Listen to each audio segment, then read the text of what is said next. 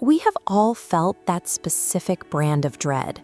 When your finances are in a rough spot, opening your banking app feels physically painful, so you just do not do it. But keeping that app closed doesn't make the problem go away. Instead, the heavy weight of your poor finances infects your subconscious. It grows into a monster in your head, anchoring you down with a constant, unbeatable anxiety.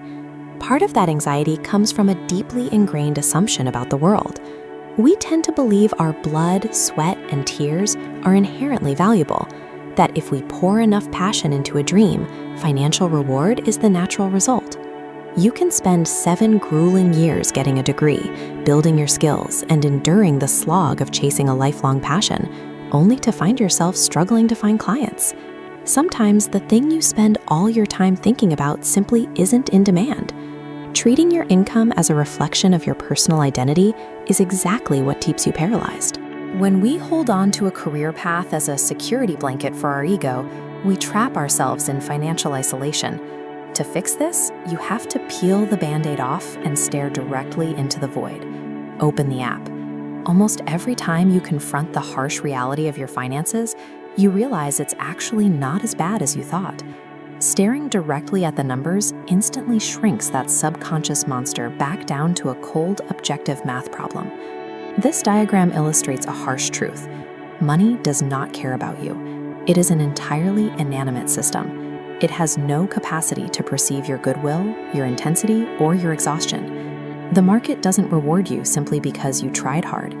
The economic value of your work is never determined by the sheer amount of energy you spend creating it. Instead, value is strictly determined by what another person is willing to exchange for that effort. You have to meet the market exactly where it is.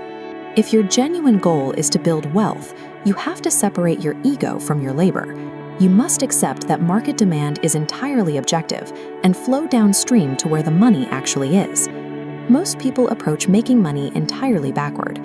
When looking to start a side hustle or find a new job, they sit down and ask inward-facing questions like, what do I want to do? What am I passionate about selling? Acting as a seller and only consulting yourself ignores the loud, existing demands of the actual market. People are actively buying things all the time, and they usually aren't the things you naturally want to sell.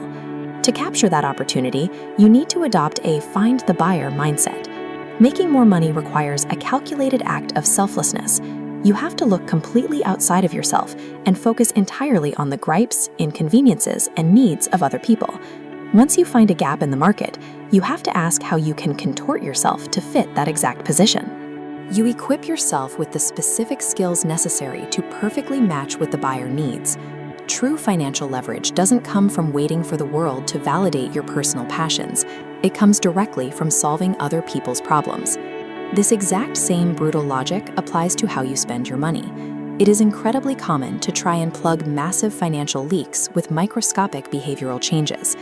This graphic shows the absurdity of our standard financial hygiene. We try to solve crushing $10,000 structural problems, like an unused storage unit or an oversized vehicle loan, with microscopic $10 savings, like canceling a Hulu subscription. We do this because of psychological discounting. Psychological discounting is a cognitive bias where people undervalue long-term consequences in favor of avoiding immediate discomfort. We invent excuses to ignore large, uncomfortable expenses because fixing them requires effort, like negotiating rent or selling a truck. Contrast this with the high leverage of volume purchasing.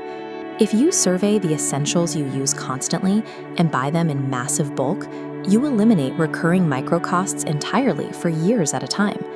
But be careful of the false economy trap. You can easily justify spending $2,000 on an espresso machine by claiming it saves you pennies daily on coffee, only to find yourself still hitting the drive-thru anyway.